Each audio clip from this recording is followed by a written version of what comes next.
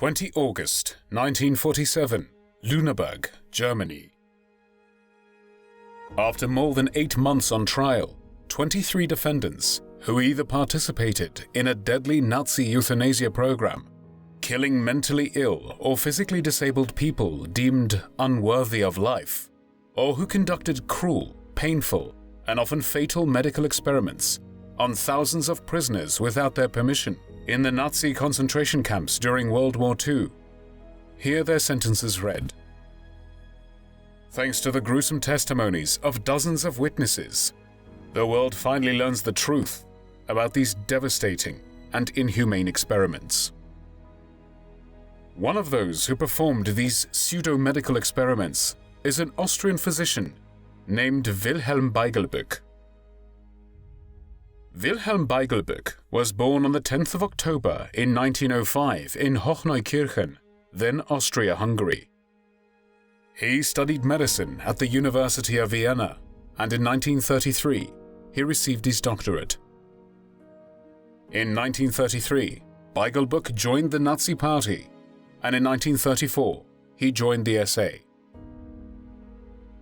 From May 1941, he worked as a medical officer at the Luftwaffe, the German Air Forces. The darkest period of his career is connected to the seawater experiments, which he conducted from July to September 1944 on inmates at the Dachau concentration camp. He tried to find a method to make seawater drinkable in order to be able to rescue German soldiers of the Nazi Air Force and Navy who would be stranded at sea and would need to find a way to get fresh water to survive. Since the planned human experiments would be painful and life-threatening, concentration camp prisoners were used as test subjects. As a result, 40 Roma and Sinti male prisoners from the Buchenwald concentration camp were transported to the Dachau camp. The prisoners agreed to participate in exchange for the promise of better food, which was of great importance for the starving inmates. At first, all test subjects were divided into 4 groups, and each of them received full flight rations, which was 3,000 calories for 10 days. After that, one group had to go hungry and thirsty, while the other groups were allowed to eat the Luftwaffe's emergency rations. The first group was given nothing to drink. The second group received pure salt water. The third group received salt water with a camouflaged freshwater taste, and the last one received salt water with a reduced salt content.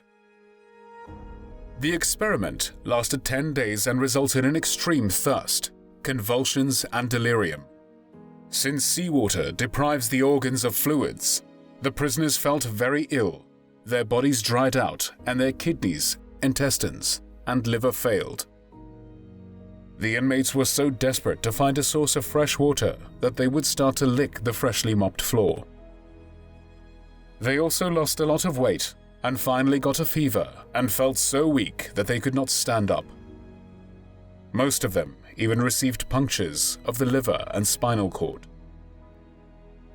Somewhere between the first and second week of the experiments, all the inmates were carried out of the sick room into the yard on stretchers covered with white sheets. Here, their naked bodies were photographed, and shortly after the recordings, numbers were tattooed on their chests. These experiments were conducted by Wilhelm Beiglböck. 2 or 3 of the prisoners died as a result of these experiments. The rest were severely weakened. In October 1944, Beiglböck presented the results of his experiments in a comprehensive report at a conference in Berlin. The result of these experiments was that the method of chemically processed seawater was useless. In the end, justice finally caught up with Beiglböck when he was arrested by the Allies and tried at the Nuremberg doctors' trial. During the trial, one of Beiglböck's Roma subjects, Karl Höllenreiner, recognized in Beiglböck the man who had tortured him at Dachau, leaving him with poor health for the remainder of his life. Höllenreiner jumped over the barrier of the dock with a mighty leap and gave Beiglböck a terrible punch in the face while shouting, "This rascal has ruined my life." No more witnesses of experiments were present, as Beigelböck had removed the names of the subjects on which he had conducted his experiments to prevent the court from locating them. Beigelböck also insisted that the test subjects were volunteers. It is also believed that before the trial, Beigelböck had changed the experimental data and clinical case descriptions. However, his lies did not help him escape justice.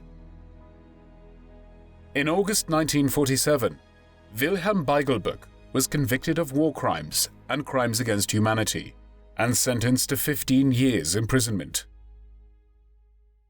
His sentence, however, was later reduced to 10 years, and in the end he served only a few years in prison and was released before Christmas 1951.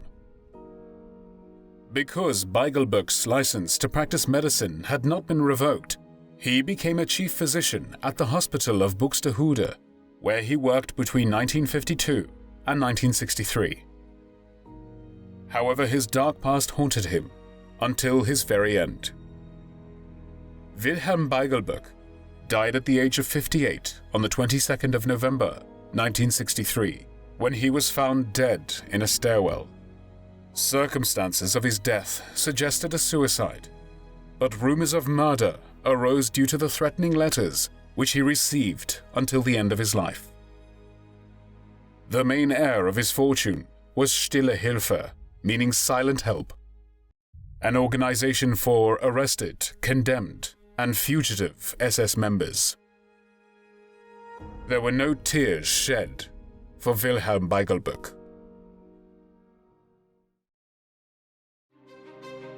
Thanks for watching the World History Channel, and don't miss our next videos. Click the subscribe button now for more interesting clips, give us a like, and see you in the following episode.